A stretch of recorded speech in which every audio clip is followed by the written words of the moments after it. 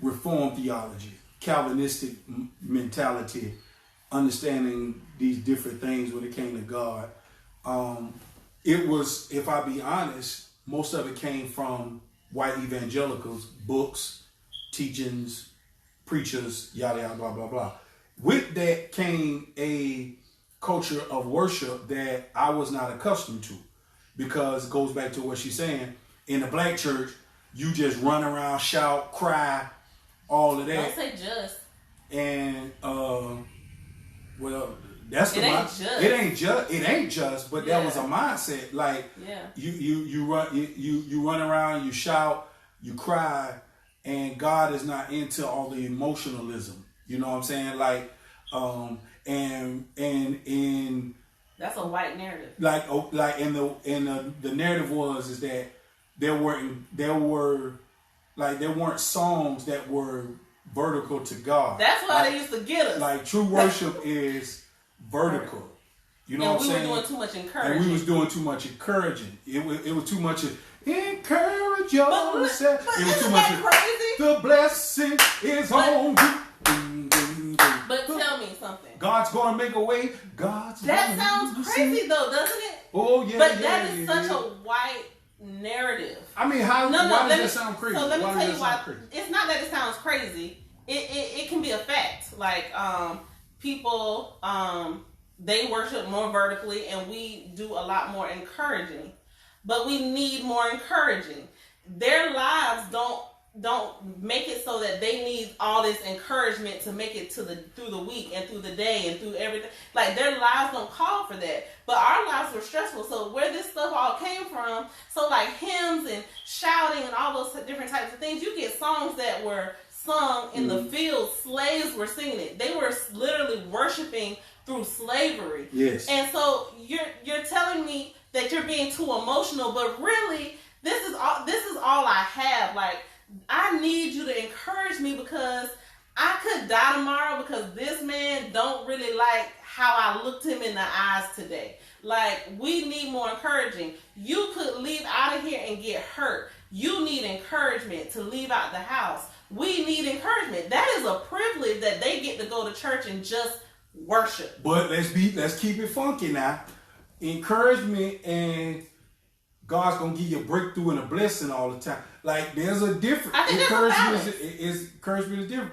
And the narrative for us is that that's all we do in black church. But who's the narrative coming from? It wasn't people in the black church. But some of it was. If I be honest, I didn't feel like, well, not my church in particular, because my church always, we was kind of, we was ahead of the game. Yes, we was definitely ahead of the game. Break out and say yes. What's that song? So it was different reasons for me per se, but a huge narrative is that God is not into prosperity gospel.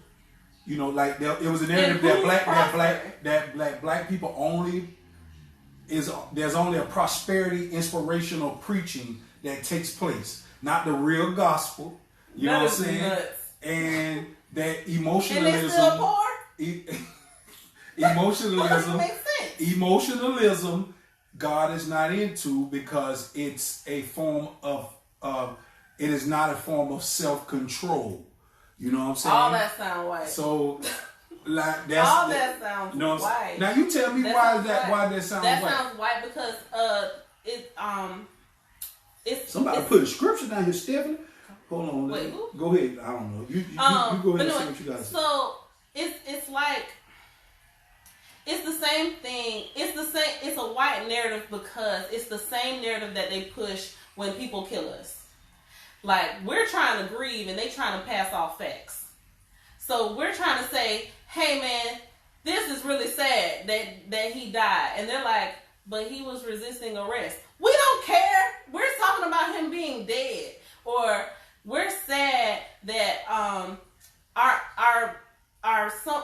significant other or our loved one passed away and don't have life insurance. Well, why didn't they work? Why didn't they have some? We don't care. We're sad. We're able to be sad. Y'all don't have to focus on your emotions because y'all don't have to go through as much. However, I think that it is a huge disservice to say that God doesn't care about our emotions.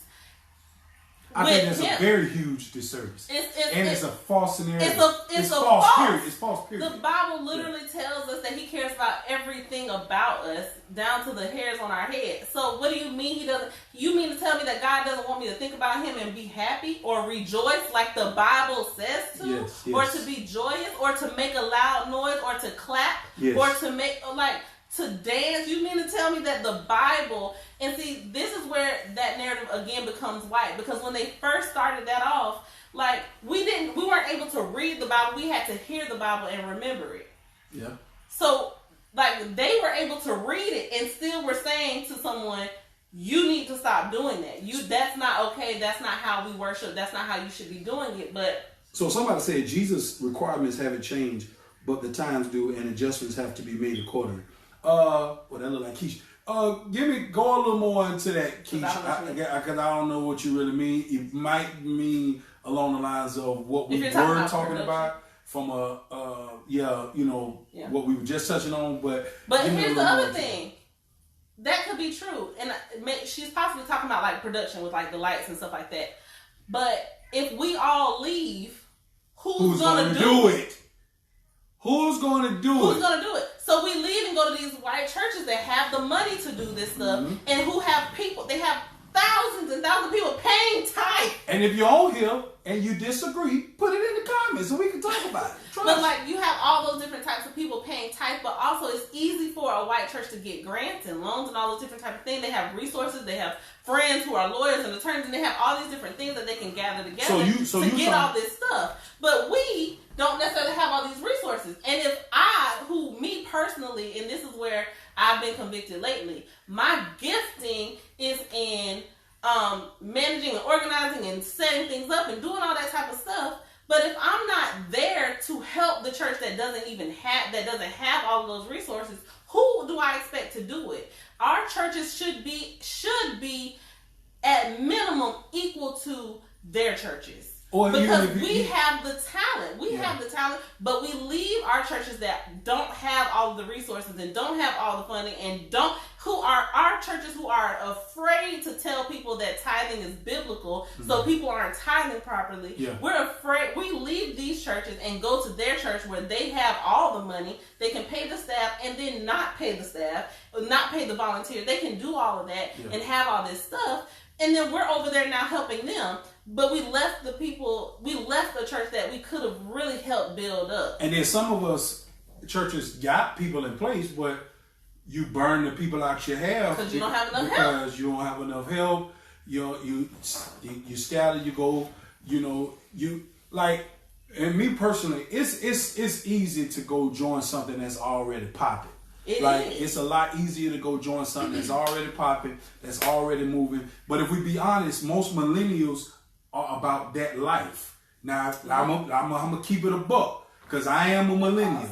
You know what I'm saying? It's just doing that, but it is actually still going. I think it is. Yeah. So I'm gonna just keep it a buck. Like, we ain't about that life when it comes to rebuilding. We ain't about that life when it comes to burning the ship.